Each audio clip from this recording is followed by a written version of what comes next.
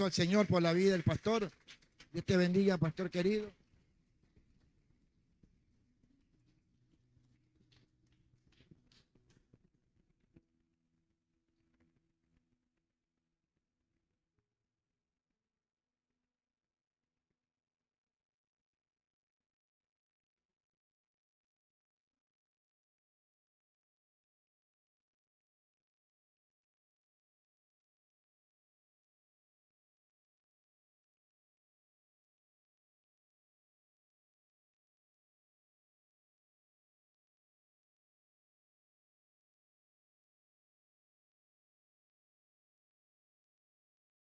Aniversario, por las personas aquí reunidas y también muy alegres por este hermoso lugar. La verdad que no parecía que era el lugar cuando vinimos con el pastor Neyopín, porque las paredes tenían mucho moho, hongos, muchos hongos y mucho moho. Y en mi opinión eso no tenía remedio. Pero hay un hermano por aquí cerca que se ha convertido y ha hecho un trabajo y se ven muy bien las paredes. Entonces, Sarita y Javier, para la casa que van a comprar, tienen que llevar. Sí, muy, muy lindo, muy hermoso. Conocimos arriba el cunero, donde están los niños intermedios. Recuerdo que acá había como una bodega con muchas cosas, tierra, pero hay una bonita oficina y un lindo lugar. Así es la nueva vida en Cristo. Amén. Sí, de modo que si alguno está en Cristo, nueva criatura es.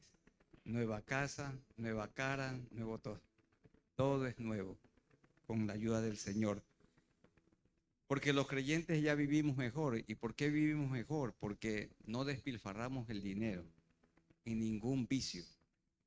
Y yo quiero hablarles en esta tarde cómo llega una persona a ser hijo de Dios o hija de Dios. ¿Cómo es esto? Pregunté en el aula del seminario, ¿y cómo una persona se convierte en un hijo de Dios? ¿Cómo se convierte en una hija de Dios? Y saben que recibí muchas opiniones. ¿Qué es primero? ¿La fe o el arrepentimiento? ¿El arrepentimiento o la fe? Y vamos a mirar qué es lo que dice la Biblia, cómo y cuándo una persona se convierte en un hijo de Dios y comienza a recibir todas las bendiciones que implican la nueva vida en Cristo. Hermanos y hermanas, vamos a buscar en la Biblia, en el Evangelio según San Marcos. Busquemos en el Evangelio según San Marcos, capítulo 1, los versículos 14 y 15. Marcos 1, 14 y 15. Dice así, encuentren Marcos 1, 14 y 15. Después que Juan fue encarcelado, Jesús vino a Galilea predicando el evangelio del reino de Dios. Y eso es lo que ustedes y yo hacemos, diciendo, el tiempo se ha cumplido y el reino de Dios se ha acercado. No dice se ha acercado, sino se ha acercado. Eso indica que Dios vino en persona aquí a la tierra. Y luego él dijo, arrepentíos y creed en el evangelio. ¿Qué es lo primero? El arrepentimiento. El arrepentimiento y la fe. Es arrepentirse y creer. Y hermanos, ¿qué significa la palabra arrepentimiento? Arrepentimiento implica tres cosas. Significa un cambio de mente, esto es un cambio de cerebro, un cambio de corazón y un cambio de conducta. Por esto la Biblia dice, otra persona es, otra criatura es. La persona que se arrepiente pone su fe en Jesús. Porque todos nosotros hemos vivido de espaldas a Dios. Y entonces dice Isaías, deje el hombre inicuo sus pensamientos y vuélvase a Jehová. Vean hermanos, arrepentimiento es que yo voy caminando hacia la izquierda, el precipicio, por el camino ancho y espacioso. Y me doy cuenta que este camino es de perdición. Y arrepentirse, ¿sabe qué es? Es darse la vuelta. Yo voy de espaldas a Dios y me doy la vuelta y digo, no, me voy por el camino angosto que es de Cristo. Eso es arrepentirse. Dar la mirada a Cristo. Y ahí, cuando la persona se arrepiente y pone su fe en Jesús, entonces Dios le cambia la mente, el corazón, la conducta, le cambia la vida. No una reforma, sino una transformación. Veamos un ejemplo de un genuino arrepentimiento. Entre muchos en la Biblia, miremos un ejemplo. En el siguiente evangelio, vamos a buscar en el evangelio según San Lucas. Y al final de San Lucas, vamos a buscar San Lucas, evangelio según San Lucas.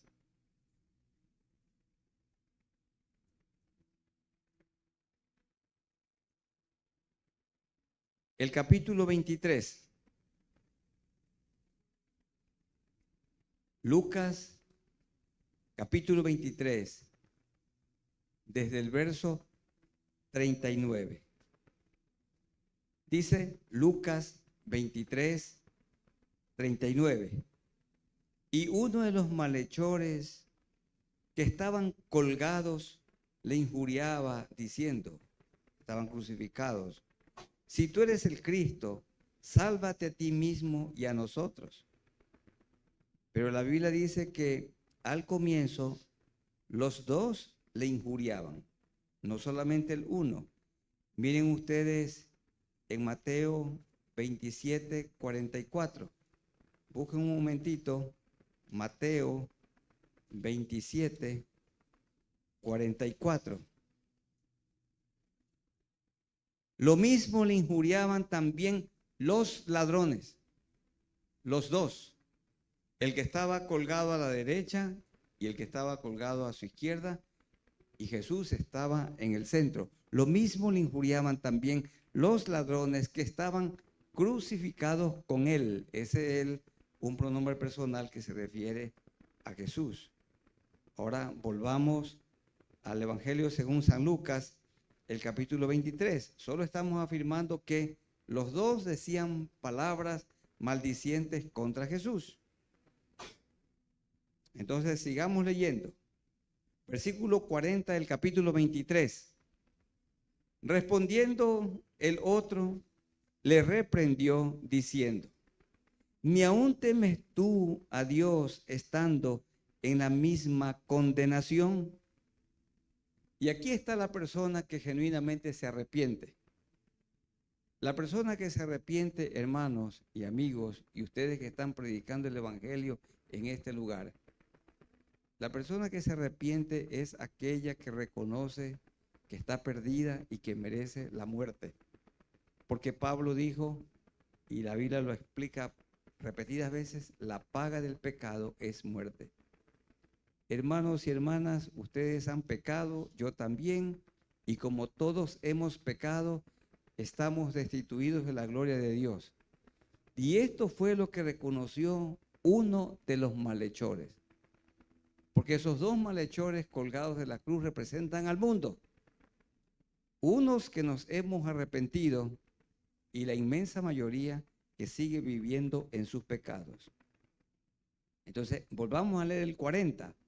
Respondiendo el otro, le reprendió diciendo, ¿ni aún temes tú a Dios estando en la misma condenación? Miren el reconocimiento. Nosotros, a la verdad, justamente padecemos, porque recibimos lo que merecieron nuestros hechos. Mas este que está aquí en el centro, Jesús, mas este, ¿qué dijo? Ningún mal hizo. Ese es el arrepentimiento. Cuando la persona reconoce, Señor, he vivido impíamente, yo merezco la muerte. Ninguna persona está en condición de ser salvada si no reconoce que merece morir. Y yo creo que todos los aquí arrepentidos pasamos por esa experiencia. Y si alguno no pasó por esa experiencia, sí tengo que decirle la verdad, que todavía no conoce al Señor. Todos tenemos que reconocer que merecíamos morir, porque yo he pecado y ustedes han pecado. Y este malhechor, uno de los dos, no el ladrón bueno, porque ningún ladrón es bueno, sino el ladrón arrepentido. Él dice, yo merezco esta cruz, pero Jesús de ninguna manera. Entonces, qué hermoso el verso 42. Y dijo Jesús, acuérdate de mí cuando vengas en tu reino. ¿Quién le dijo a este malhechor arrepentido que había un reino futuro, que el Señor iba a volver? La obra del Espíritu Santo de Dios en el interior del malhechor ya había hecho eco. Entonces Jesús le dijo, de cierto te digo, o de cierto te digo, es verdaderamente te digo, que hoy estarás conmigo en el paraíso. Y cuando el malhechor arrepentido oyó esas palabras, él sí murió en paz. ¿Quién es la persona que está en condición de ser salvada? La que reconoce que ha vivido impíamente, la que reconoce que ha hecho lo malo. Hemos pecado, todos hemos mentido en algún momento, todos hemos odiado, todos en algún momento hemos anidado orgullo en el corazón, todos. Así que merecemos la muerte. Pero Cristo tomó nuestro lugar en la cruz. Entonces, ¿qué pasa con la persona que ha nacido de nuevo? Ahora vamos a 2 Corintios. Vamos a buscar segunda carta de Pablo a los Corintios, el capítulo 5 y el versículo 17. Segunda a los Corintios 5, 17.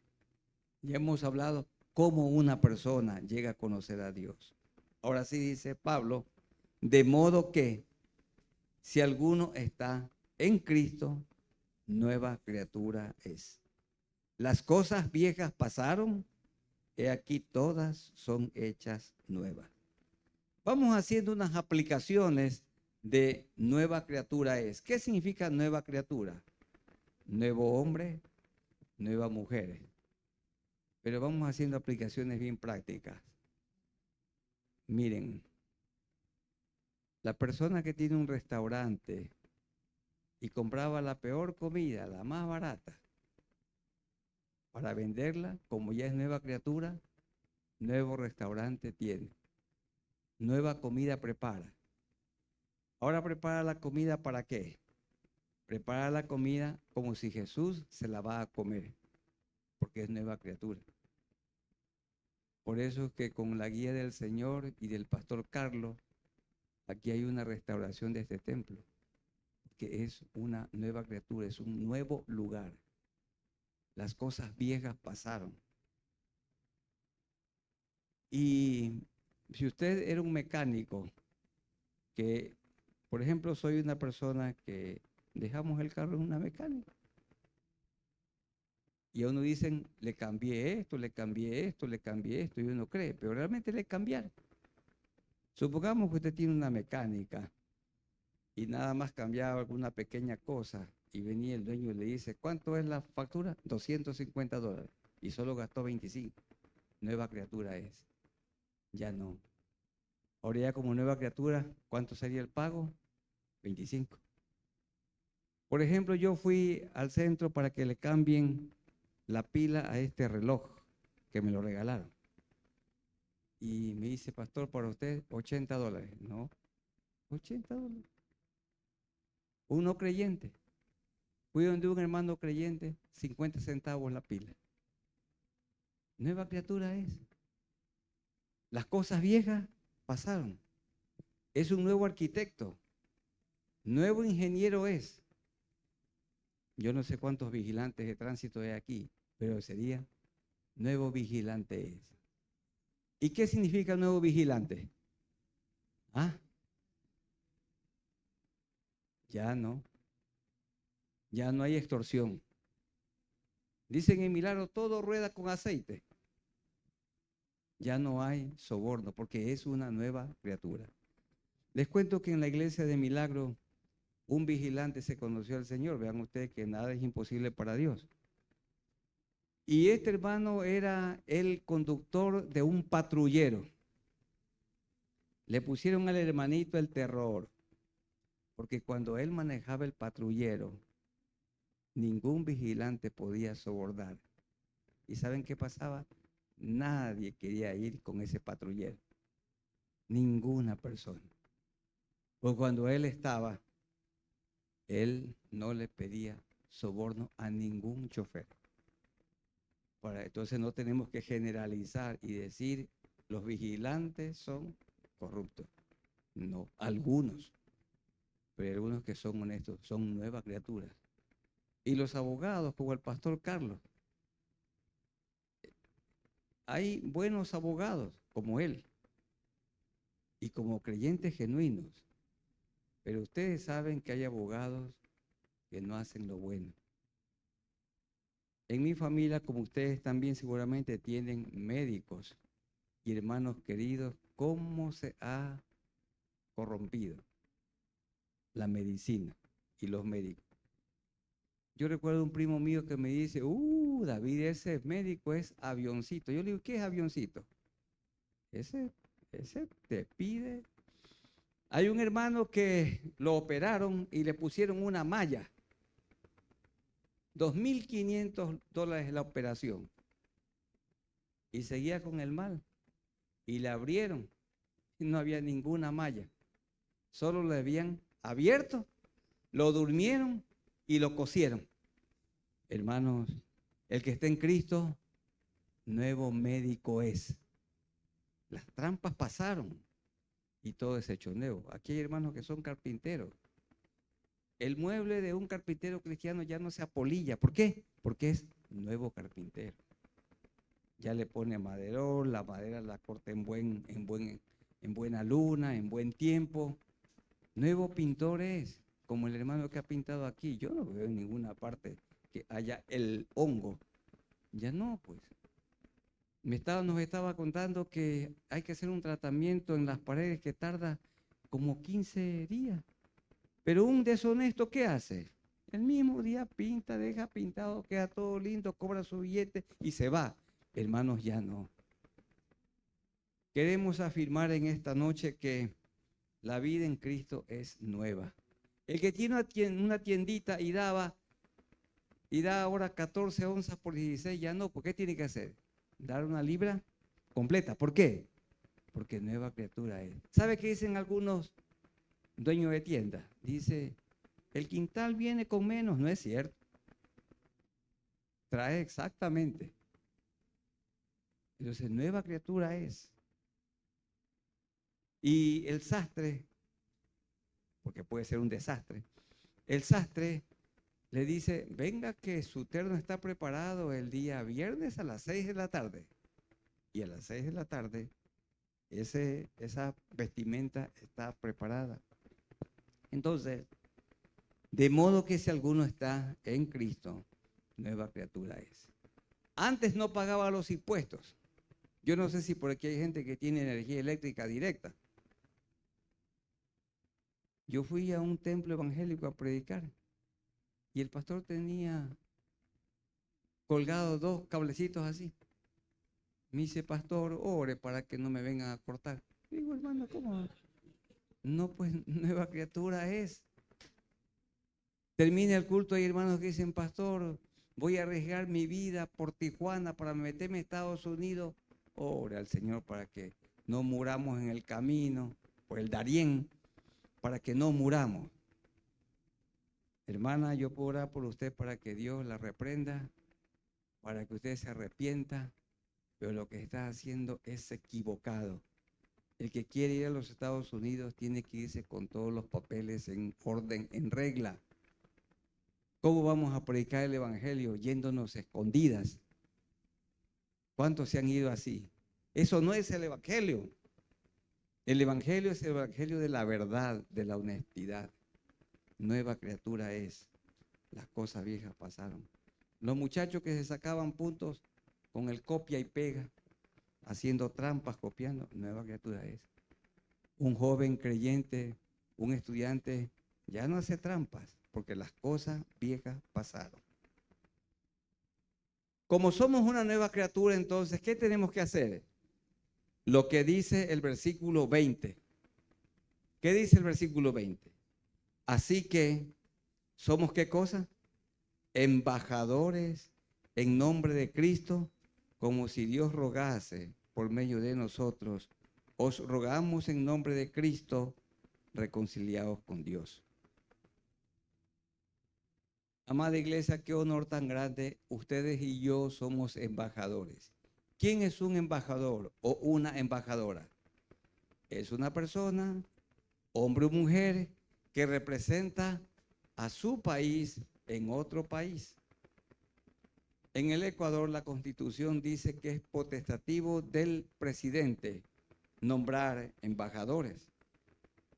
Y el presidente de la República nombra embajadores o embajadoras que son opuestos a él o tienen la manera de pensar de él. Tiene que ser de la manera de pensar de él. Y nosotros entonces como embajadores de Cristo, ¿qué hacemos? Representamos a Cristo. Hermanos, qué honor tan grande. Representamos a Cristo. Su matrimonio representa a Cristo.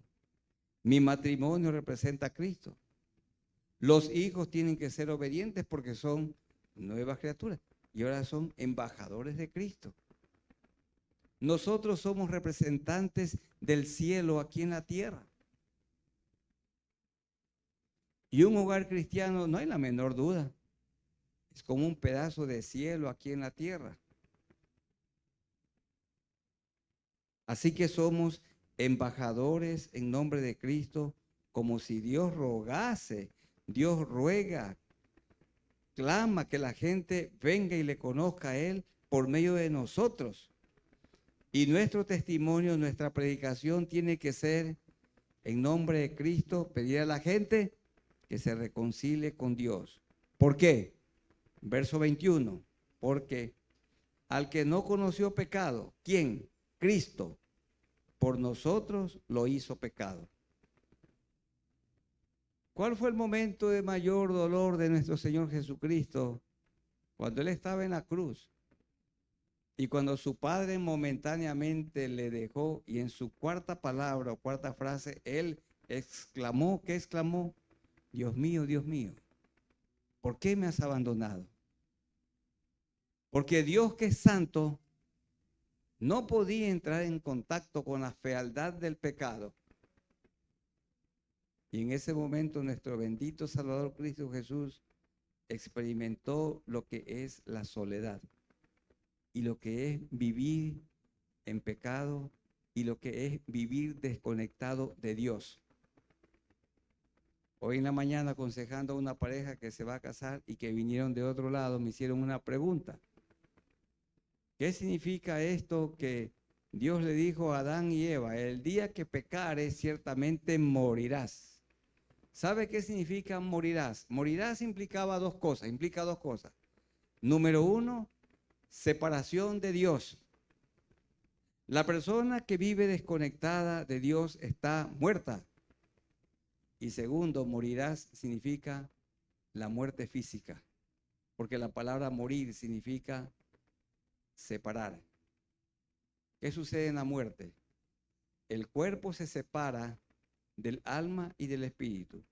Cuando un creyente muere, su cuerpo vuelve a la tierra y su espíritu y su alma vuelven a Dios que lo dio. Cuando un no creyente muere, su cuerpo va a la tierra, pero su alma va a un lugar de tormento. Esa es la diferencia. Entonces los creyentes en Cristo vamos a un lugar y los sin Cristo van a otro lugar. Al que no conoció pecado, Cristo por nosotros lo hizo pecado para que nosotros fuésemos hechos justicia de Dios en él. ¿Qué es justicia? Ese es el tema de Romanos. La justicia es que Dios mira al pecador arrepentido como si nunca hubiera pecado. Pensemos que aquí hay una persona que ha asesinado, aunque todos hemos asesinado con el pensamiento. Pero si alguno ha cometido un asesinato físico, bueno, que no lo haga con nosotros. Si ha asesinado a alguien y se arrepiente, Dios lo mira como si nunca hubiera sido asesino. Esa es la justicia de Dios. Dios mira a la mujer que fue infiel a su marido como si nunca le hubiera sido infiel. Dios mira al hombre traicionero, al que fue infiel a su mujer, como si nunca le hubiera sido infiel. Esa es la justicia de Dios. Hermanos, qué bendición. Él ha perdonado nuestros pecados. Y lo último que quería decirles, en Efesios, quiero que busquemos en Efesios el capítulo 4, los versículos 11 y 12. Estos son los últimos versículos que quiero que reflexionemos.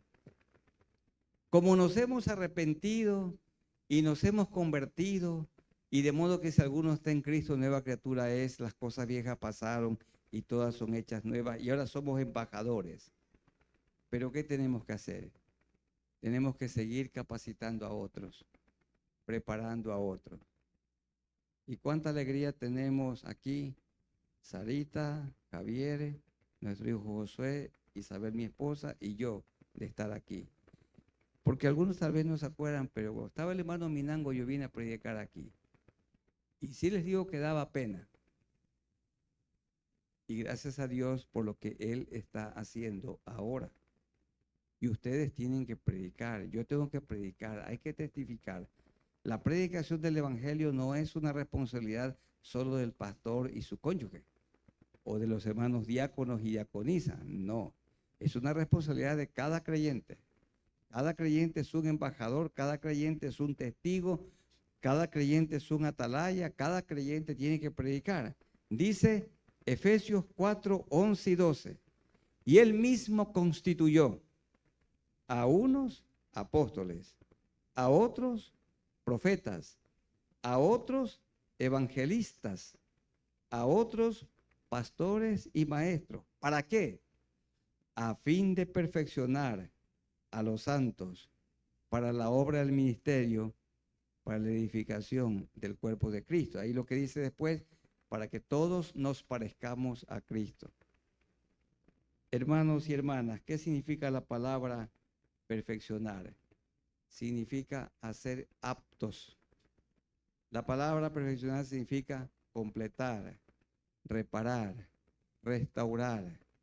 Significa armar, equipar, capacitar. Pero hay una palabra que a mí me gusta mucho, remendar. Las personas que vienen a este templo son muchas personas con una vida rota. Y hay que remendar esas vidas rotas. Tenemos que perfeccionar a otros. Estudiemos la palabra del Señor, obedezcamos la palabra del Señor y enseñemos a otros la palabra del Señor. Todos tienen que ser perfeccionados, todos capacitados para que cada uno ejercite, desarrolle el don y el talento que el Señor le ha dado. Que Dios los bendiga, Dios los guarde, que sus vidas alumbren en este lugar, sean luz del mundo, que todos puedan ver que ustedes se han vuelto a Dios. Amen a Dios, amen su familia, amen a su pastor, amen la iglesia, amen a la comunidad. Y gracias por esta noche. Vamos a ponernos de pie y vamos a orar.